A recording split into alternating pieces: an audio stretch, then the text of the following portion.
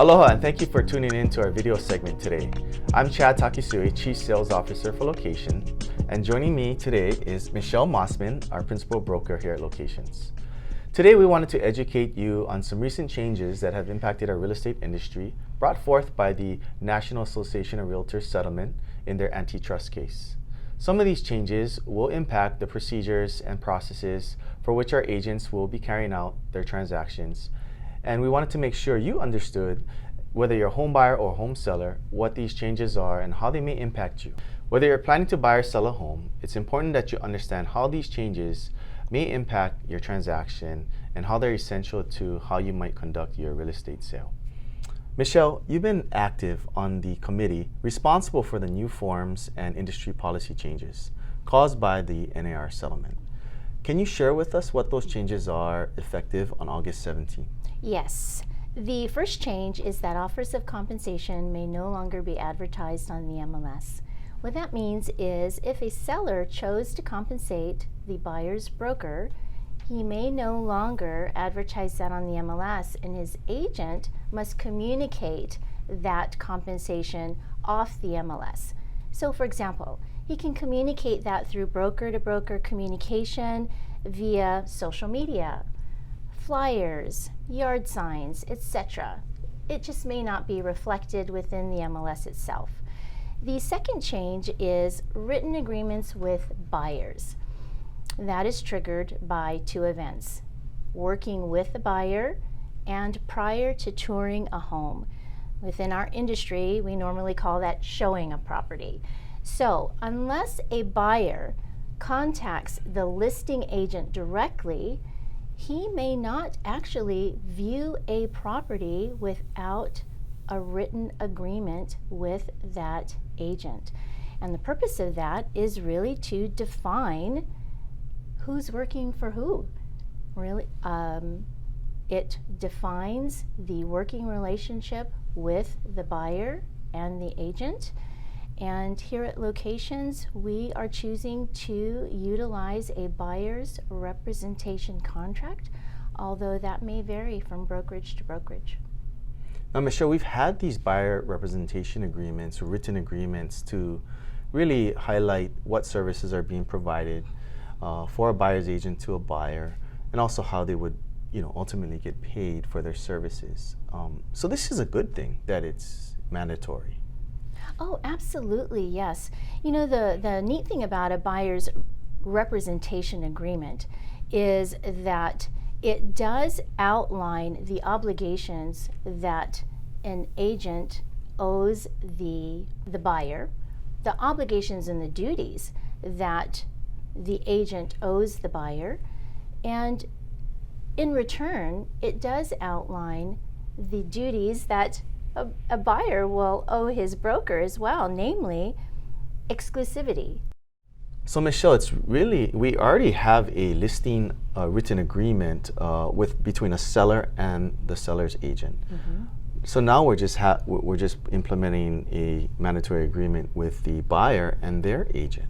Sure. So the settlement agreement actually allows for greater clarity into who represents who and how each party will be paid. Oh, okay. So Michelle, what are the different methods for which a buyer's agent is compensated for their services? Yeah, well, there are several ways that a buyer's agent could be paid under the terms of the settlement. So traditionally, if we could use that word, a seller would pay his listing brokerage a fee. The listing brokerage would then share that with the buyer's brokerage through a cooperation, if you would. That method is still alive and well. A second method by which a buyer's brokerage could be paid is a direct payment. Through closing at escrow, a seller could pay the buyer's brokerage directly from his net proceeds. A third way a buyer's brokerage could be paid is directly from their buyer. A buyer could bring monies to the table to pay his buyer's broker's fee, or If there were some negotiation under the terms of the contract, a seller could offer a concession to the buyer payable to the buyer's closing costs. The buyer could then use that concession to pay his buyer's brokerage fees. Wow. So a lot of those methods are in place even prior to this settlement. So nothing's really changed in terms of the various methods. Oh, absolutely. Yes. I would say that they weren't commonly used, but they were all still very much available. And I would probably argue that there are some pros and cons to the various methods, and there's a reason maybe why they've leaned towards more traditionally, if we can use that word, to the cooperating method, right? Because I could imagine a buyer, has to come in with his down payment, his loan closing costs, and now then has to come in with additional compensation. That could make it challenging sometimes for a buyer to qualify to purchase, sure. which then even indirectly hurts the seller who's trying to get their highest price and for the sale of their property. Absolutely. I think that when a seller is marketing their home, he definitely has to have a conversation with his listing agent to determine what's going to be the most appropriate way or method by which he chooses to compensate a buyer's broker, taking something like that into account. Where is his home located? What kind of buyer is he going to attract? All of those things have to be taken into consideration as to how he might choose to compensate a buyer's broker. But certainly there are a number of ways that a buyer's broker could be paid if he so chose to pay them. Well, it brings up a good point. And so it's really important that our locations agents here are educated on those various methods and the pros and cons. And we also train them on communicating those options to their clients, whether they're a seller or a buyer. Can you share with me, Michelle, how locations has been training their agents and getting them prepared for this new changes? Thank you, Chad. So we knew that the written buyer's agreement was going to play a critical role even prior to the NAR settlement. So we implemented training with our agents as early as last year in 2023. Most recently, we implemented massive company-wide training to assist our agents in articulating the changes to the standard forms library so that they could articulate those changes to their clients. Well, and that's a great benefit, to the buyers and sellers that our agents work with. Part of what we do in our role as, trusted real estate advisors is to really arm them, right, with what the language of the different agreements articulate and what the pros and cons, to each of the different terms are. So I think that ongoing training, which is a hallmark of our company, it's real critical, to servicing our clientele. Right, Chad, and this is where my broker team comes in and adds that second set of eyes to make sure that our location clients are protected. We're talking about what we're doing at locations as far as getting prepared. Michelle, what do you see as some of the challenges, and what do you anticipate as some of the challenges are with this implementation industry-wide?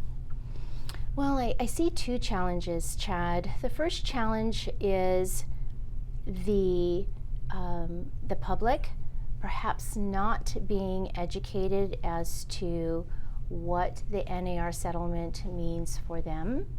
And the second challenge I see is our own real estate industry and our real estate professionals not being up to date as to what the NAR settlement means for them and how they should be practicing.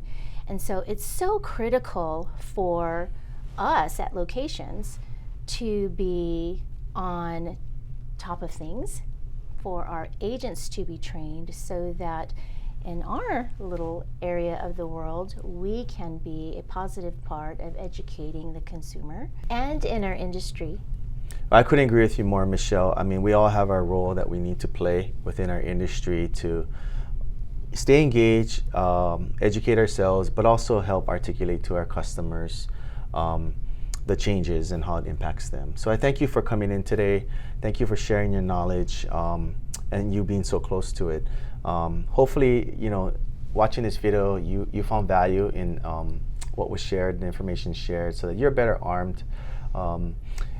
We want to ensure that we continue to service your real estate needs, and one way we do that is to always continually educate our agents, make sure they're on top of the changes, so that you're better armed out there. And whether you're a home buyer or home seller, we have a duty to you to serve as your trusted real estate advisor. And so with that, thank you for attending, for watching this video, and we look forward to servicing your future real estate needs. Mahalo.